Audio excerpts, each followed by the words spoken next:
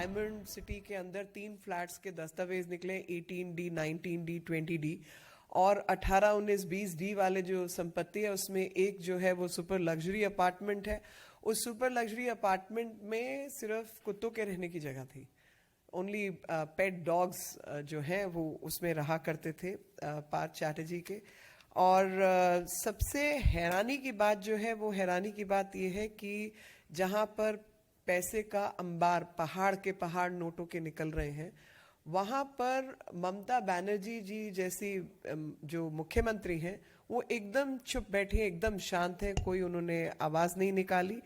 और नारदा, शारदा, चिटफंड, कोयला, और आज जो है वो आपके सामने है कि यहाँ तक कि टीचर भर्ती जैसी चीज़ों में भी ये घोटाले सामने आ रहे हैं। और शिक्षक भर्ती के बाद जो इनके अमाउंट है वो अमाउंट 50 करोड़ अगर अर्पिता जैसी महिला के पास निकल सकता, तो आप सोचिए कि हम तो यही कहेंगे कि ईडी जो है इसकी अच्छे से जांच करे। और अर्पिता के 2 बयान जो हैं वो बहुत सुनने लायक है।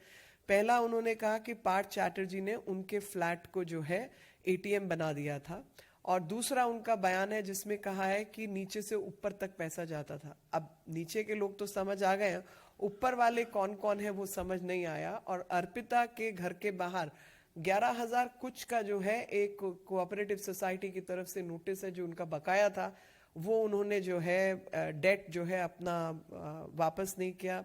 अपनी जो इनसे मांग थी वो उन्होंने पूरी नहीं की। तो किसी ने कहा कि भाई ये ईमानदारी से बेईमानी का काम होता है कि जिसमें 50 करोड़ आपने अंदर रखे हो तो 11,000 रुपये भी आपने उसमें से निकाल के जो अपना हिस्से की कर्जा है उसको उतारने की कोशिश नहीं की। और ठीक इसके विपरीत सत्येंद्र जैन जो हैं उनके यहाँ से 4.5 करोड़ रुपए निकले और साथ में संपत्ति भी निकली। और ठीक 1 महीना अरेस्ट से पहले ईडी ने इनकी एक प्रॉपर्टी को अटैच किया था। और 27 तारीख की बात है जिसमें 2 न्यायाधीशों के बेंच में जस्टिस शर्मा, सतीश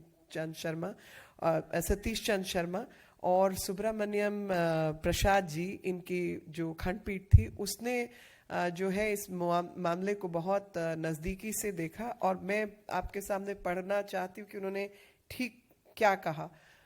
उन्होंने गंभीर टिप्पणी की जिसमें उन्होंने कहा कि भारत के संविधान की अखंडता को बनाए रखने के लिए मंत्रिपरिषद की सामूहिक जिम्मेदारी है।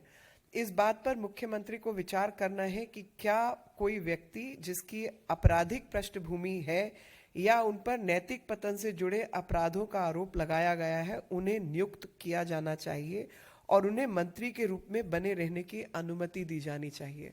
और इस टिप्पणी को करते हुए जिस बात को उन्होंने सामने रखा वो कोई और नहीं बल्कि डॉक्टर BR अम्बेडकर जी जब संविधान लिख रहे थे उस समय उनके बयान का हवाला देते हुए उन्होंने कहा था, सुशासन केवल अच्छे लोगों के हाथ में होता है। भले ही अदालत अच्छे या बुरे के फैसले में नहीं पड़ सकती, लेकिन वह निश्चित रूप से संवैधानिक पदाधिकारियों को हमारे संविधान के लोकाचार को संरक्षित करने और बढ़ावा देने की याद दिला सकती है। ऐसी धारणा है कि मुख्यमंत्री को इस संवैधानिक सिद्धांतों से अच्छी सलाह और मार्गदर्शन मिलेगा। दिल्ली हाईकोर्ट के इस फैसले के बाद और सही मार्गदर्शन देने के बाद दोनों मुख्यमंत्री चुप क्यों हैं, ये मेरी समझ से बाहर है और कोई एक्शन इन्होंने अभी तक क्यों नहीं लिया। और यहाँ पर मैं आपको बताना चाहती हूँ कि जब 4.5 करोड़ से ऊपर 4.81 करोड़ की संपत्ति जब्त हुई और हवाला मनी लॉन्ड्रिंग।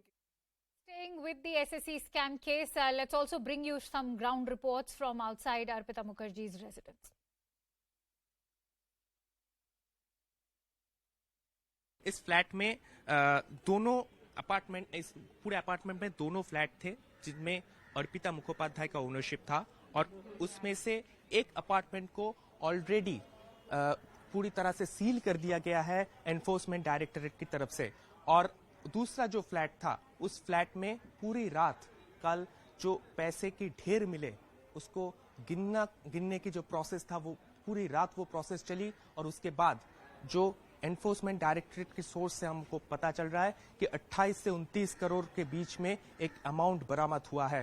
सुबह को यहां से एक ट्रक में वो पूरा अमाउंट भर के जो सरकारी जो ट्रेजरी है उसमें वो पूरा अमाउंट लेके जा रहे हैं यहाँ के जो अधिकारी लोग हैं वो लोग। ये जो अर्पिता मुखर्जी का फ्लैट है ये स्टार्ट से सुबह से या 11:30 या तकरीबन 12 बजे से या ईडी ऑफिसर मौजूद था, लेकिन इसका जो चाबी ये नहीं मिल रहा था और ये जो तोड़ने का सवाल तब आया था, लेकिन 3 बजे जब हुआ तो ये तोड़ दिया और ईडी ऑफिसर्स अंदर जब गया तो इधर जो बेडरूम है और बाथरूम है दोनों मिलाकर बहुत काफी पैसा मिला और जो प्राय अप्रोक्सीमेटली ईडी सोर्स बोल रहा है जो 30 crore. I'm also a spokesperson of the Trinamool Congress, and I'm also a state committee member of the Trinamool Congress. I can say that whatever Kunal Ghosh has said is absolutely correct. The party was watching the entire course of. Question which one needs to understand is why is somebody like Mamata Banerjee quiet on these deeds? The black diary which has been found is enumerating the black deeds of the Mamata government, Mamata ji led government, and what one needs to understand at this time is that if I go into the details, 2 companies through which all these transactions have been done, the details of teachers appointment related scam are all found in this 41-page diary. And what one needs to also know is that there's another person called Mona Lisa Das who was enrolled as a student in 2014 in Nazrul, Qazi Nazrul University in Asansol. Today has become the head of the department of Bengali language in violation of all the rules and regulations. And the worst is that 10 flats have been found in her name. And 3 flats, 18D, 19D and 20D in Diamond City were found. And in one such flat, it was one of the super luxury flats, was residence only of dogs which belong to, pet dogs which belong to Mr. Partha Chatterjee.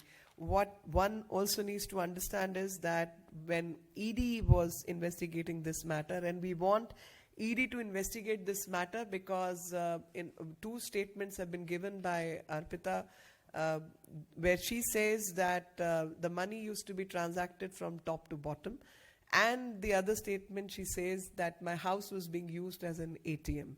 So under these circumstances, with the statement and the evidentiary material which has been collected, we want ED to investigate it fully as to who all were connected to these transactions. In addition to the fact that Mamata Banerjee, who is used to giving statements about just about everything, is absolutely quiet these days and has not made a single statement when people from her own cabinet have been found engaging in such illegal activities. And this reminds me of Narada, Sharada, Kohl, the teachers' appointment scam. So there are several scams. The list is rather long. And under these circumstances, the silence of Mamata Banerjee is actually killing. The other statement which I wish to connect is that of Satyendra Jain, where Satyendra Jain has been caught in a money laundering case, and when the matter was heard by the division bench of Delhi High Court, a statement was made by the honorable judges, Justice Satish Chand Sharma and Justice Subramaniam Prasad, where they talked about constitutional integrity.